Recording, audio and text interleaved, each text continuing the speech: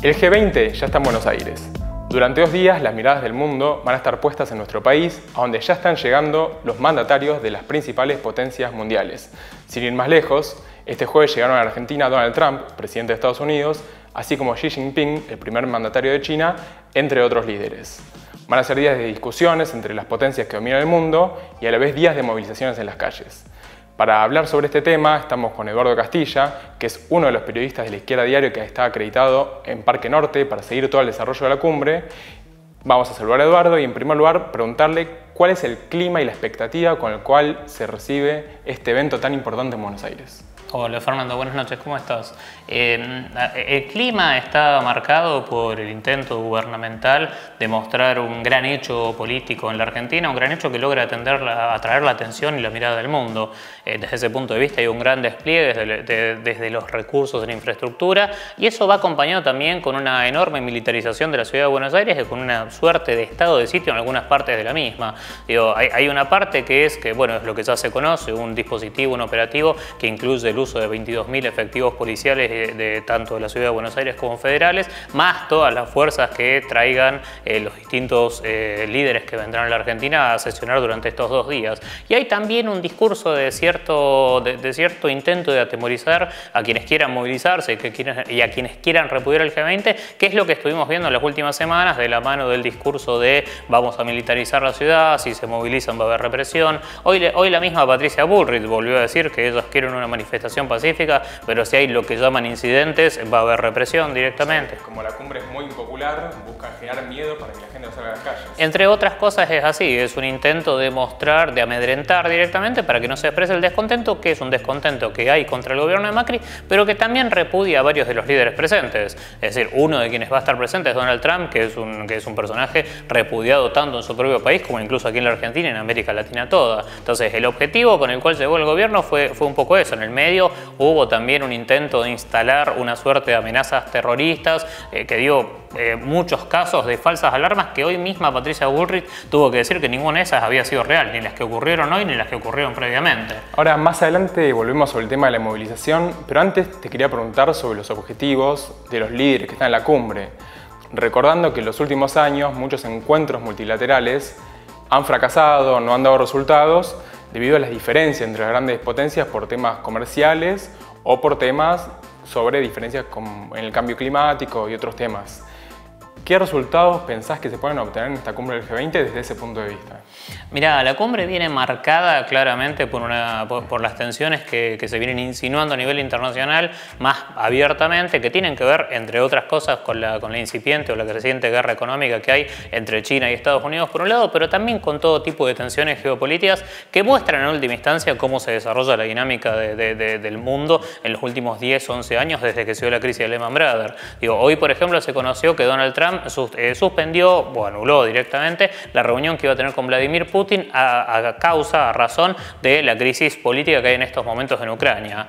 Por otro lado tenemos la guerra comercial o las tensiones comerciales entre China y Estados Unidos. Hoy Donald Trump dio a entender en un tuit que no sabía si quería llegar o no a un acuerdo con China. Digamos, la reunión que podría tener lugar entre los dos mandatarios es llamada la cumbre dentro de la cumbre y podría ser el hecho más importante desde el punto de vista de los intereses de las grandes potencias. Entonces, ahora, tampoco está garantizado de antemano que pueda ser una cumbre que pueda presentar algún éxito para esos intereses, para los intereses de las grandes potencias capitalistas. Hoy un diario español, el diario El País, señalaba que el intento puede considerarse que va a ser una cumbre exitosa si no hay gente que se vaya antes y al mismo tiempo no hay desplantes. Es decir, si en última instancia sale todo más o menos redondo desde el punto de vista de las formas. Podemos decir que hay que prestar atención a 2 planos, por decirlo de alguna manera. Por un lado, al documento que salga de la cumbre, si es que sale alguno, y por otro lado hay un foco de atención en las reuniones bilaterales que va a haber entre distintos mandatarios. Ahí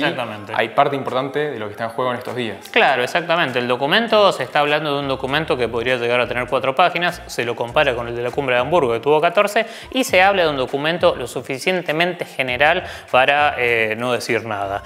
Ahí es importante ver porque el gobierno de Macri se juega a que su éxito sea efectivamente ese documento. Si no hubiera un documento sería un gran fracaso político para el gobierno de Macri, porque como país anfitrión anfitrión mostraría por lo menos una cierta inoperancia para presentarlo de alguna forma. Y después de eso, sí, el otro escenario son las reuniones bilaterales, que la más importante es esta que decíamos recién entre China y Estados Unidos, que hay que ver efectivamente que puede también no dejar nada más que una declaración de intenciones que no conlleve acuerdos comerciales. El marco es la crisis internacional que decíamos recién, entonces no parece una cumbre que vaya a alentar grandes novedades para los mismos intereses de las potencias capitalistas y obviamente menos que menos para los intereses de la población trabajadora a nivel mundial. Sobre ese punto sí te quería consultar, mientras adentro los líderes del mundo van a estar discutiendo cómo dominan el planeta, afuera va a haber movilizaciones importantes. ¿Podés contarnos un poco del contenido de esas movilizaciones?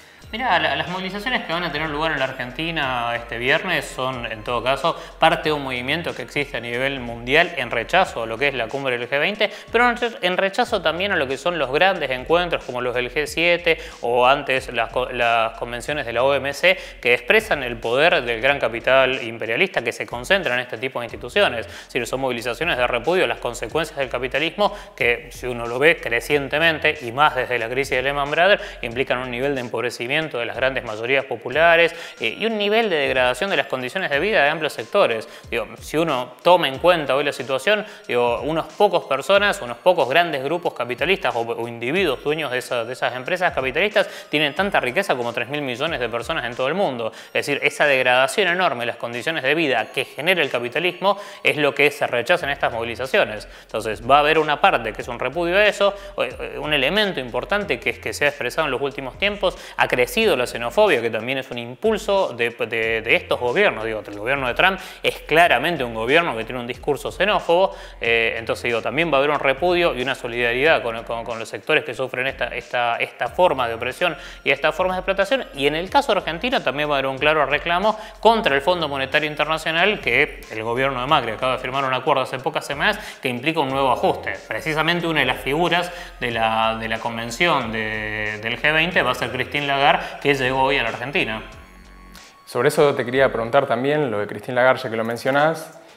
Mañana primero el Frente de Izquierda va a realizar un acto al mediodía donde incorpora bastante el contenido que estás mencionado y después va a participar de la movilización unitaria. Uno de los puntos que está en discusión, sobre los cuales el Frente de Izquierda va a hacer hincapié, es la discusión que hay sobre el Fondo Monetario y sobre la deuda externa particularmente, en un marco en el que viene con muchas discusiones al respecto, no solo el macrismo, sino que también en los últimos días el kirchnerismo, por medio de Cristina Kirchner o por medio de su exministro Axel Kicillof, ha salido a hablar sobre el tema. ¿Cómo ves que se cruza este tema a las movilizaciones de mañana? Me parece que es claro que el kirchnerismo, en el marco de un declive político del macrismo, intenta presentarse como una fuerza política capaz de gestionar el Estado argentino nuevamente al servicio de las grandes empresas. Es decir, obviamente el día de mañana el kirchnerismo, por lo menos sus organizaciones más importantes, sus figuras más destacadas, no van a estar en las calles repudiando la presencia de los líderes en el G20.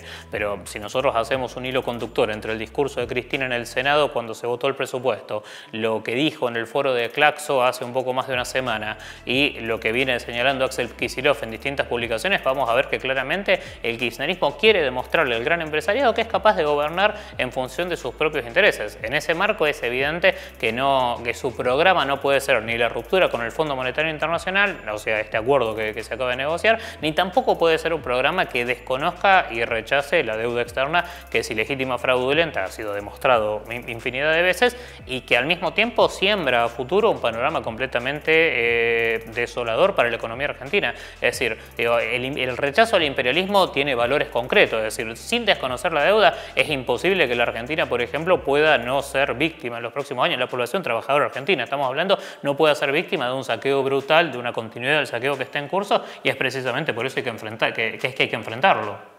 Bueno, Eduardo, muchas gracias por este primer panorama. Son discusiones muy importantes que van a seguir en los próximos días.